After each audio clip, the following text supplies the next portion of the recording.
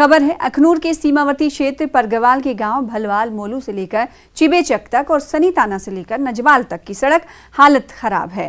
पिछले लंबे समय से सड़क की हालत खराब है। पिछले लंबे समय से खस्ता हालत होने के कारण स्थानीय लोगों को भारी दिक्कतों का सामना करना पड़ रहा है। लोगों का कहना है कि सड़क में गड्ढे हो गए हैं। सड़क से बाइक निकालते समय काफी परेशानी का सामना करना पड़ रहा है। सड़क पर हमेशा कीचड़ फैली रहती है और जगह जगह बड़े बड़े गड्ढे हो रहे हैं, जिससे पानी भर जाता है और दिन में तो गड्ढों से बचकर हम निकल जाते हैं, लेकिन रात के अंधेरों में सबसे ज्यादा परेशानी होती है। वहीं लोगों ने प्रशासन से अपील की है कि जल्द से जल्द सड़क की मरम्मत करवाई जाए। इन्नी परेशानी आते लंघने इन्ना मुश्किल होई गेदा, मतलब गड्डी साइकिल मोटरसाइकिल में चली सकदा, ये साइकिल में नहीं चली सकदा।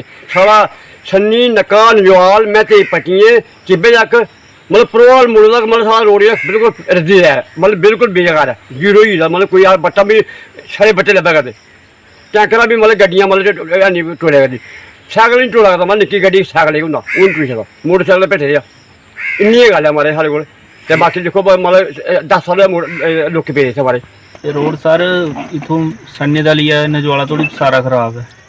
सारा असें बिच रस्ते सवारी छड्डना पौंदी है, क्योंकि साढ़ा ऑटो असें अजे 2 महीने नहीं होया ते रोड खराब ने उसकी वजह कन्नै असें अग्गे मतलब अगले जेह्ड़े पिंड ने उत्थै नहीं जंदे ऐ। रोड दी वजह कन्नै रोड साफ होई जा असें सवारी घर छड्डी आने आं ते रोड दी वजह कन्नै असें जेह्ड़ी मतलब तकलीफ आवा दी है। हर ग्रां च रोड सारे टुटे दे न। सर ये छन्नी कोल दी नजवाला तक रोड की हालत बड़ी खराब है।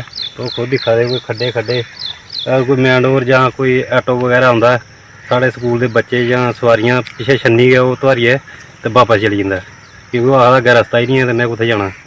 इन्नी बुरी हालत है रस्ते की, कोई काफ़ी चिर होई है इधर मतलब दोबारा कोई लुक शुक पेदे।